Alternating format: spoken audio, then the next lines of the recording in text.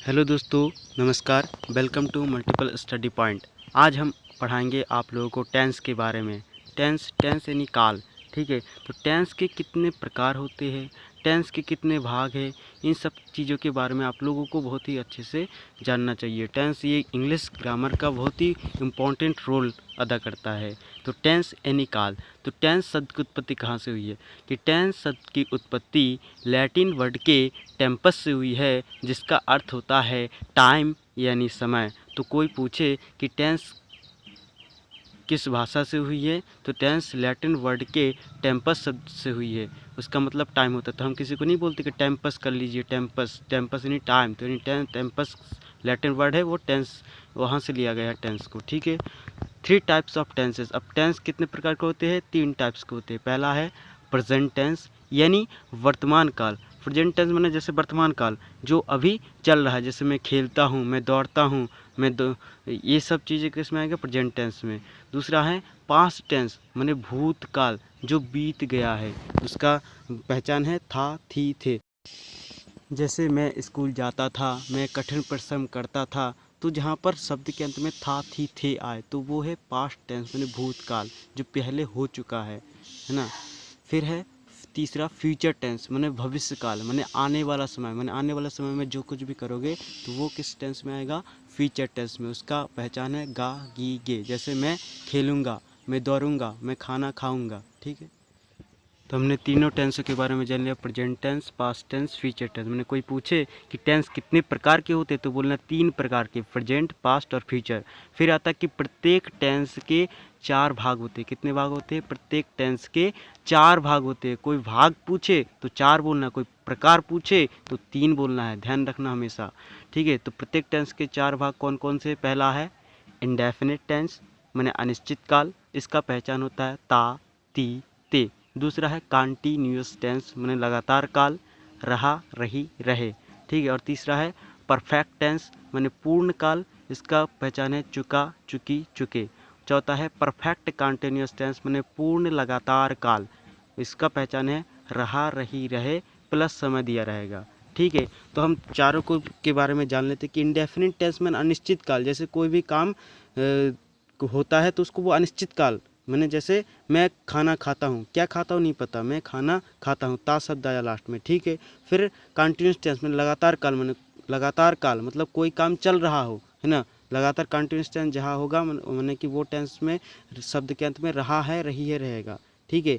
तो मैं खेल रहा हूँ, मैं खाना खा रहा हूँ, है ना, दौड़ रहा हूँ।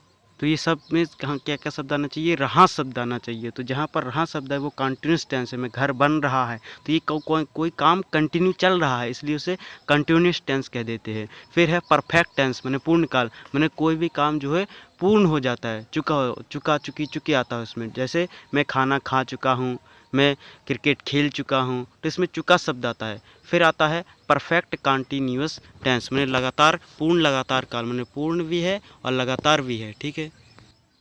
जैसे वे 2 घंटे से क्रिकेट खेल रहे हैं, मतलब वो क्रिकेट खेल तो रहे, 2 घंटे भी हो गया, पूर्ण हो गया और अभी भी खेलता ही रहा है, ठीक है।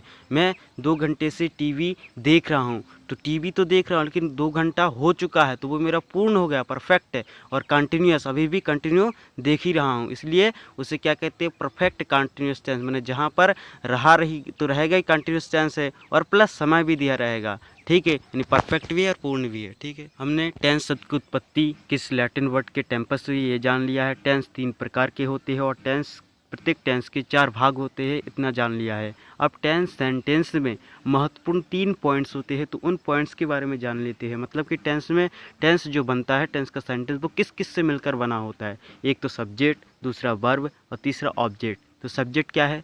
सब्जेक्ट यानी कर्ता, जिसके द्वारा कार्य किया जाता है उसे क्या कहते हैं? कर्ता कहते हैं। मतलब जैसे राम आम खाता है, तो यहाँ पर राम जो है कार्य कर रहा है ना। आम खाने का काम कौन कर रहा है? राम। तो राम क्या हो जाएगा तुम्हारा? सब्जेक्ट। तो सब्जेक्ट यानी जिसके द्वारा कार्य किया जाता है उसे हम कर्ता कहते हैं।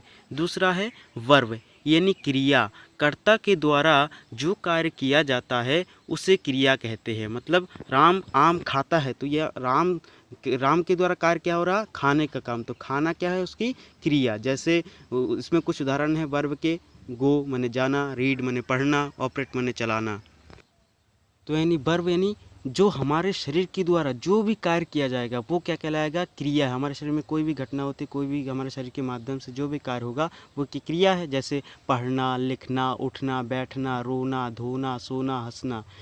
तो इन सभी वर्ब के अंत में ना शब्द आ रहा सभी में। तो एक चीज़ कॉमन है कि सबके अंत में क्या? ना है। तो इससे हम वर्ब को पहचान सकते हैं कि वर्ब के अंत में ना शब्द आता है। पढ़ना, लिखना, उठना। सब्जेक्ट पढ़ लिया कि सब्जेक्ट क्या होता है, वर्ब भी पढ़ लिया कि वर्ब क्या होता है। अब पढ़ लेते हैं कि ऑब्जेक्ट यानी कर्म क्या है। तो क्रिया जिस पर निर्भर होती है उसे हम कर्म कहते हैं। मैंने जैसे राम आम खाता है तो राम करता है, और खाना क्या है? उसकी को क्रिया हो गई। और क्रिया जिस पर निर्भर खाता तो है लेकिन क्या खाता है?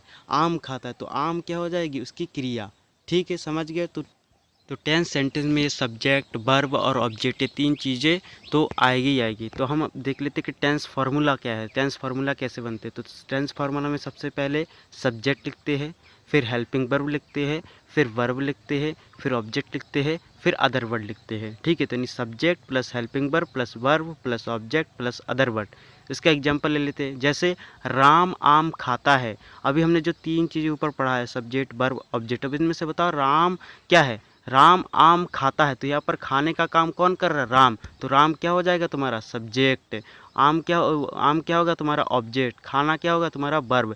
तो उसी प्रकार से इधर देखिए, Ram Yeats a mango, Ram आम खाता है, इसका ट्रांसलेट किया है राम ईट्स अ मैंगो। तो राम क्या है? यहाँ पर सब्जेक्ट है, ईट यानी खाना वर्ब है, मैंगो यानी ऑब्जेक्ट है।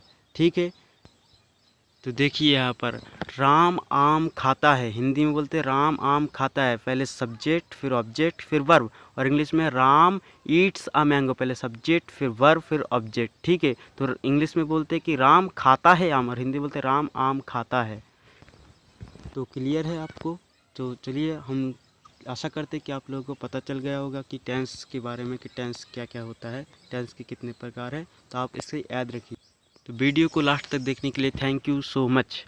लाइक कमेंट ज़रूर करें, और हमारे चैनल को सब्सक्राइब कर दीजिए, और घंटा का भी बजा दीजिए, ताकि अगली वीडियो जब मैं छोड़ूँ टेंस का तो आप लोगों के पास सबसे पहले पहुँचे। Thank you so much. Video को लाइक ज़रूर कर देना और सब्सक्राइब भी कर देना, और दोस्तों के साथ भी शेयर कर देना। Thank you.